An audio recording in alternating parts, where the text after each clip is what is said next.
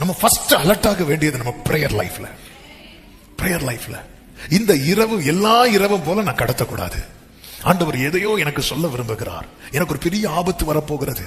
இந்த ராக்காலத்தில் நான் விழித்திருப்பேன். ஆனால் என்னால் அதை ஜீசஸால ஃபேஸ் பண்ண முடிந்தது. ஆண்டவரால் எதிர்கொள்ள முடிந்தது. ஜெபிக்காத சீஷர்களால எதிர்கொள்ள முடியவில்லை. ஜெபித்த இயேசுவால எதிர்கொள்ள முடிந்தது. ஆண்டவர் சொல்லுகிற காரியம் இதுதான். சில கடினமான பாதையின் வழியாக தான் சில நன்மைகளை நமக்கு தேவன் வைத்திருக்கும் போது அந்த பாதைகளின் வழியாக நாம நடந்து தான் ஆக வேண்டும்.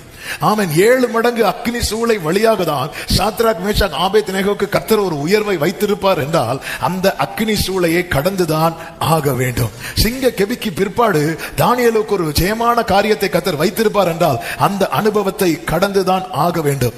கோலியாத்தை ஃபேஸ் பண்ணிட்டு தான் எருசலேமுக்குள்ள தாவீதால என்றாக முடியும்னா அந்த கோலியாத்தை ஃபேஸ் பண்ணி தான் ஆக வேண்டும். இதற்கு நாம் விலகி ஓட முடியாது, வழி விலக முடியாது. இதுக்கு நம்ம முடியாதுன்னு சொன்னா நமக்கு ஆயத்தம் பண்ணின நன்மை நமக்கு எட்டா கனியாகவே இருக்கும் நம் ஒவ்வொருடைய வாழ்க்கையிலும். அதனாலதான் இயேசு சொல்லுவார், இதை நான் பானம் பண்ணியே ஆக வேண்டும் என்பார்.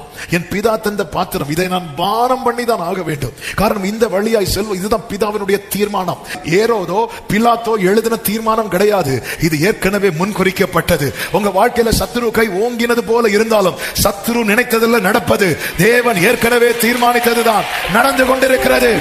எனக்கு என்ன சொல்ல போறாருன்னு காத்திருந்து இந்த பிரேயர்ல இந்த செய்தி வேளையில ஏக்கத்தோடு இருக்கிற உள்ளமே, உன் ரோல சொல்லிட்டாரு. நீ எழும்பிரு. ஏலி மாதிரி விட்டுறாத. நோவா மாதிரி எழும்பிரு. உன் குடும்பம் காக்கப்படும். உனக்கு ஒரு எதிர்காலம் உண்டு.